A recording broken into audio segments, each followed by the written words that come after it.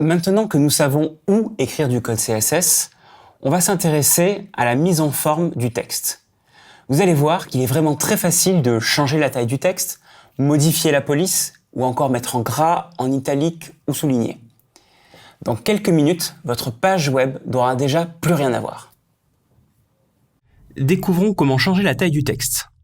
Pour ça, on va utiliser la propriété CSS Font Size. On va prendre un exemple.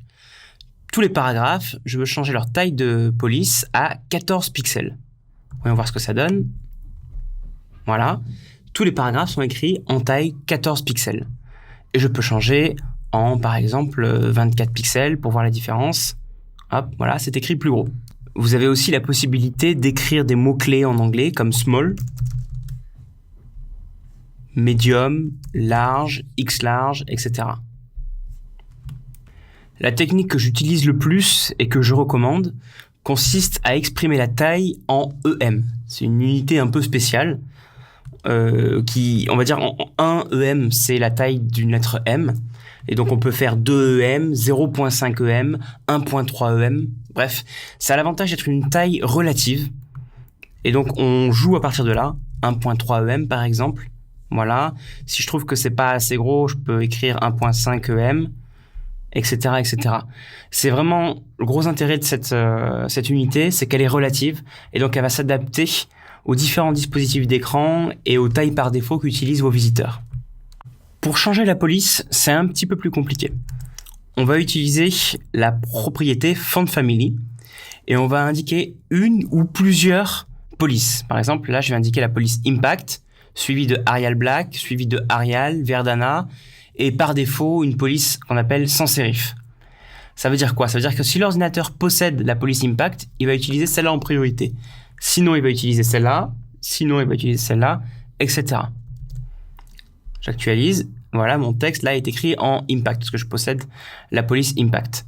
Et ainsi de suite. Voici les principaux noms de police qui peuvent être utilisés sans crainte dans la plupart des navigateurs. Donc ça, c'est du Arial Black, Comics sans MS, Georgia, Impact, etc. Ça fait pas beaucoup de choix, mais ce sont les polices les plus courantes sur tous les ordinateurs, quel que soit le système d'exploitation. Si vous voulez utiliser une autre police, c'est possible, mais il va falloir la faire télécharger à votre visiteur, ce qui va lui prendre un peu plus de temps du coup pour charger votre page la première fois. Je vous recommande d'aller sur un site comme fontsql.com qui propose beaucoup de polices et d'aller sélectionner celle qui vous plaît, par exemple celle-ci, et ensuite de cliquer sur Web Font Kit pour télécharger le kit que vous pouvez utiliser directement sur votre site. Je peux recommander ici de regarder éventuellement s'il y a différentes versions. Des fois, il gère les accents, des fois, il ne gère pas les accents, ça dépend des polices. Et cliquez sur Download at Font Face Kit. Une fois le fichier zip téléchargé, vous pouvez le dézipper. À l'intérieur, vous trouverez un dossier Web Fonts, plusieurs dossiers en fonction de la forme de police que vous voulez utiliser, version grasse italique. Nous, on va prendre la normale, la régulière ici. Et ici, vous avez plusieurs fichiers de police à chaque fois, EOT, SVG, TTF, WOF, que certains navigateurs gèrent, d'autres ne gèrent pas, donc il vaut mieux tous les avoir, comme ça on est sûr que nos visiteurs pourront consulter notre police. Et puis vous avez aussi un fichier CSS d'exemple avec un code que vous pouvez réutiliser pour utiliser ces polices. On peut essayer de l'ouvrir pour voir ce que ça donne. On retrouve ce qu'on appelle la directive @fontface qui définit la police en CSS. On l'appelle ici Amble Regular et on indique plusieurs noms de fichiers de police. Comme ça, les navigateurs peuvent choisir la version du fichier de police que les navigateurs gèrent. Donc on va prendre ce code, on va le copier et on va le mettre en fait dans notre fichier CSS principal. Voilà. Et en faisant ça, eh bien, on peut maintenant utiliser une police qui s'appelle Amble Regular, à condition qu'il y ait bien ces fichiers qui soient dans le même dossier que le fichier CSS. On peut fermer celui-là parce qu'on en a maintenant plus besoin. On va copier les fichiers de police. Voilà, je vais les mettre à côté de mon fichier CSS. Ou alors non, je vais même faire mieux. Je vais mettre un sous-dossier. Je vais appeler Fonts. Et j'y colle les fichiers de police.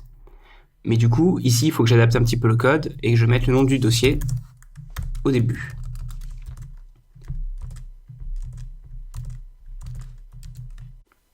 Vous pouvez maintenant utiliser une police qu'on appelle Amble Regular. Je vais copier le nom et l'indiquer dans Font Family, là où vous souhaitez l'utiliser.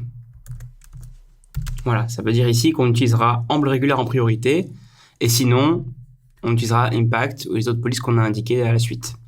J'enregistre, j'actualise, et voilà, j'utilise maintenant ma nouvelle police.